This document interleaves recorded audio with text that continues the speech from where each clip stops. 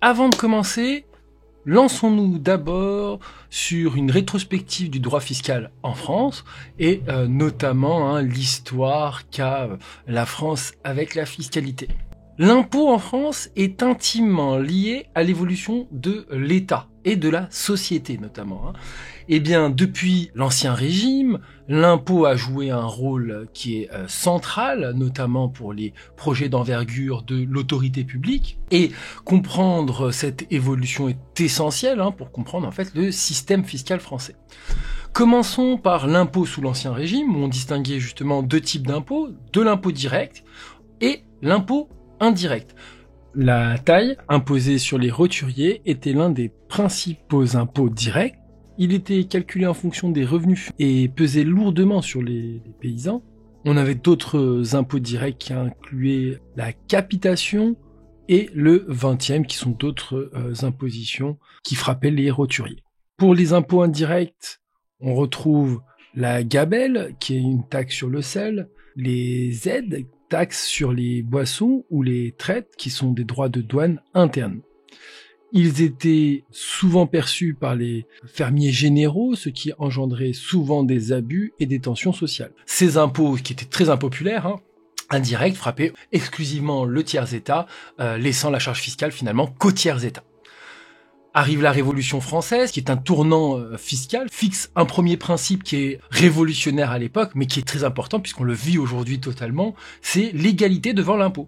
Et c'est fini cet avantage qui était donné justement au clergé et à la noblesse, de ne pas être imposé. Cet avantage-là disparaît et tout le monde est frappé par l'impôt.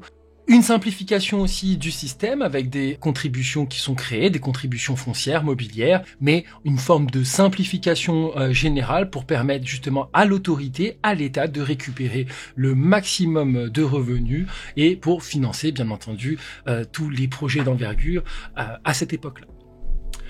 Enfin, un dernier principe lors de ce tournant fiscal à la Révolution française, c'est la centralisation, puisque la perception de l'impôt a été centralisée et rationalisée, ce qui va permettre de limiter la corruption. On va pouvoir contrôler beaucoup plus facilement et augmenter les recettes fiscales.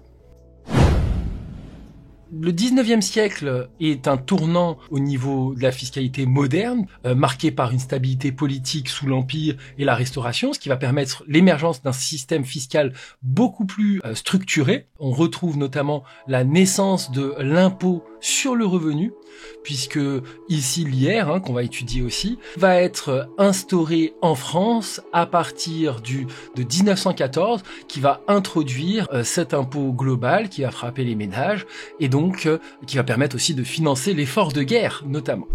Dans un deuxième temps, on a la création au milieu du siècle, en 1954, de la TVA, et donc ici, l'instauration d'un impôt indirect qui va frapper le consommateur cette fois, et qui est révolutionnaire, puisque ça nous amène notamment à l'ère de la fiscalité moderne, avec comme premier point cette création de la TVA en 1954 par Maurice Lauré, qui devient rapidement la recette fiscale la plus importante.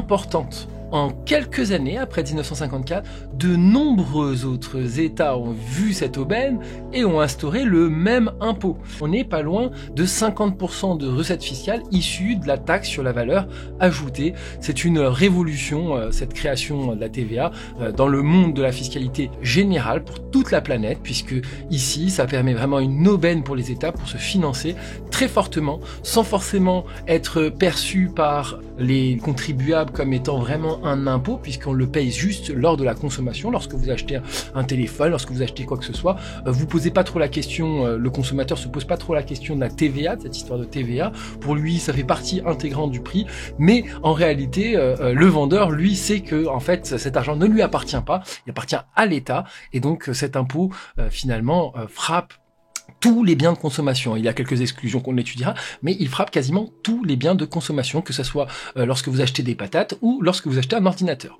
Et arrive bien sûr une grande généralisation de l'impôt sur le revenu avec des règles progressives qui deviennent de plus en plus fines pour permettre aux foyers les plus modestes de ne pas être imposés ou en tout cas faiblement, tandis que les foyers les plus riches ou ayant le plus de revenus se retrouvent avec une charge fiscale un peu plus importante. Alors en fonction des années ça change, jusqu'à maintenant, hein, vous le savez, il y a des lois de finances chaque année qui sont votées et qui permettent d'ajuster cela en fonction notamment des besoins ou en fonction aussi de la conjoncture.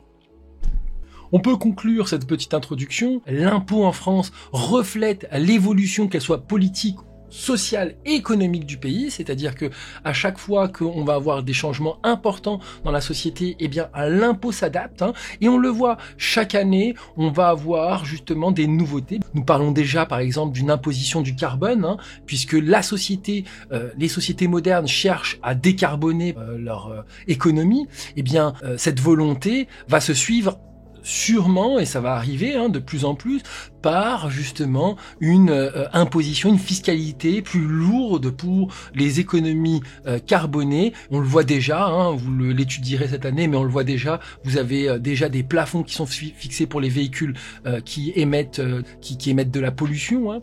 Donc l'État est moins sympa entre guillemets là-dessus. Donc on va avoir cette évolution qui va suivre la société pour répondre justement aux attentes des citoyens.